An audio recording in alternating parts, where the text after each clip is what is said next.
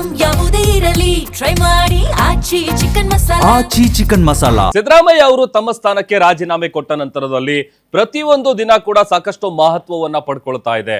ಒಂದ್ ಕಡೆ ಸಿಎಂ ಗದ್ದುಗೆ ಇರೋದಕ್ಕೆ ಡಿ.ಕೆ. ಶಿವಕುಮಾರ್ ಅವರು ರೆಡಿ ಆಗಿದ್ದಾರೆ. ಮತ್ತೊಂದ್ ಕಡೆ ಇವತ್ತು ಸಂಜೆನೆ ಕಾಂಗ್ರೆಸ್ನ ಶಾಸಕಾಂಗ ಪಕ್ಷದ ಸಭೆ ನಡೆಯುತ್ತೆ. ಎಲ್ಲರ ಚಿತ್ತ ಈಗ ಸಿಎಲ್ಪಿ ಮೀಟಿಂಗ್ ನತ್ತ ನೆಟ್ಟಿದೆ. ಇವತ್ತು ಸಂಜೆ 4 ಗಂಟೆಗೆ ವಿಧಾನಸೌಧದಲ್ಲಿ ಸಿಎಲ್ಪಿ ಮೀಟಿಂಗ್ ನಡೆಯುತ್ತೆ. ಅಲ್ಲಿಗೆ ಒಂದ್ ಕಡೆ ಸಿಎಂ ಗದ್ದುಗೆ ಇರೋದಕ್ಕೆ ಡಿ.ಕೆ. ಶಿವಕುಮಾರ್ ಅವರು ರೆಡಿ ಆಗಿದ್ದಾರೆ. ಅತ್ತ ಸಿಎಲ್ಪಿ ಮೀಟಿಂಗ್ಗೆ ಟೈಮ್ ಕೂಡ ಫಿಕ್ಸ್ ಆಗಿದೆ. ಇವತ್ತು ಸಂಜೆ 4 ಗಂಟೆಗೆ ವಿಧಾನಸೌಧದಲ್ಲಿ ಸಿಎಲ್ಪಿ ಮೀಟಿಂಗ್ ಆಗತ್ತೆ.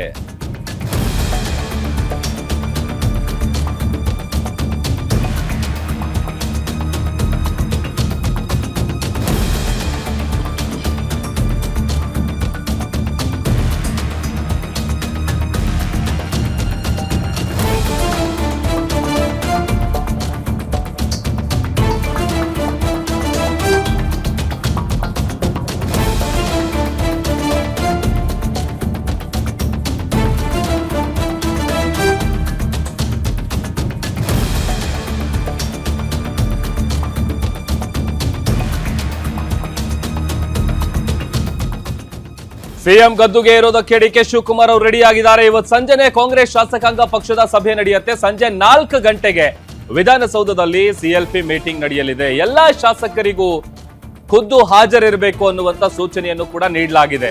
ಈಗ ಆಲ್ರೆಡಿ ಯಾರು ಕೂಡ ಬೆಂಗಳೂರು ಬಿಟ್ಟು ಹೋಗಬಾರ್ದು, ಎಲ್ಲರೂ ಕೂಡ ಬೆಂಗಳೂರಲ್ಲೇ ಇರಬೇಕು. ಇವತ್ತು ನಡೆಯುವಂತ ಸಿಎಲ್ಪಿ ಮೀಟಿಂಗ್ಗೆ ಬರಲೇಬೇಕು ಅನ್ನುವಂತ ಸೂಚನೆಯನ್ನ ಕೊಡಲಾಗಿದೆ. ಸಿಎಲ್ಪಿ ನಾಯಕನ ಹೆಸರನ್ನ ಸಿದ್ದರಾಮಯ್ಯ ಅವರು ಸೂಚಿಸ್ತಾರೆ. ಸಿಎಲ್ಪಿ ನಾಯಕನಾಗಿ ಡಿ.ಕೆ. ಶಿವಕುಮಾರ್ ಅವರು ಅವಿರೋಧ ಆಯ್ಕೆ ಆಗೋದು ನಿಚ್ಚಳ. ವೀಕ್ಷಕರಾಗಿ ವೇಣುಗೋಪಾಲ್ ಸುರ್ಜೇವಾಲಾ ಕೂಡ ಆಗಮಿಸ್ತಾರೆ.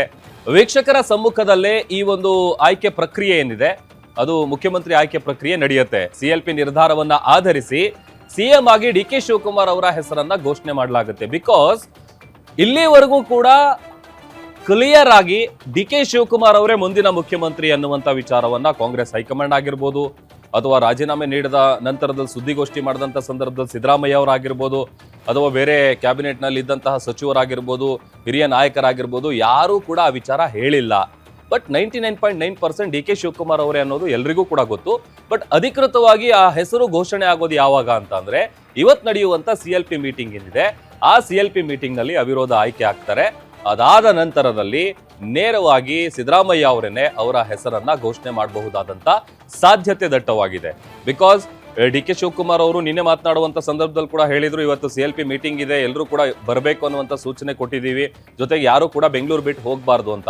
At the same time CLP meeting ನಲ್ಲಿ ಮೊದಲಿಗೆ ಶಾಸಕಾಂಗ ಪಕ್ಷದ ನಾಯಕನ ಪ್ರಕ್ರಿಯೆ, ಆಯ್ಕೆ ಪ್ರಕ್ರಿಯೆ ಏನಿದೆ ಅದಾದ ನಂತರದಲ್ಲಿ ಡಿ.ಕೆ. ಶಿವಕುಮಾರ್ ಅವರ ಕ್ಯಾಬಿನೆಟ್ ನಲ್ಲಿ ಯಾರ್ಯಾರಿಗೆ ಅವಕಾಶವನ್ನ ನೀಡಲಾಗುತ್ತೆ ಅನ್ನುವಂತ ವಿಚಾರ ಎಲ್ಲವೂ ಕೂಡ ಇವತ್ತಿನ ಸಿಎಲ್ಪಿ ಮೀಟಿಂಗ್ ನಲ್ಲಿ ಮಹತ್ವದ ಚರ್ಚೆ ಆಗುತ್ತೆ.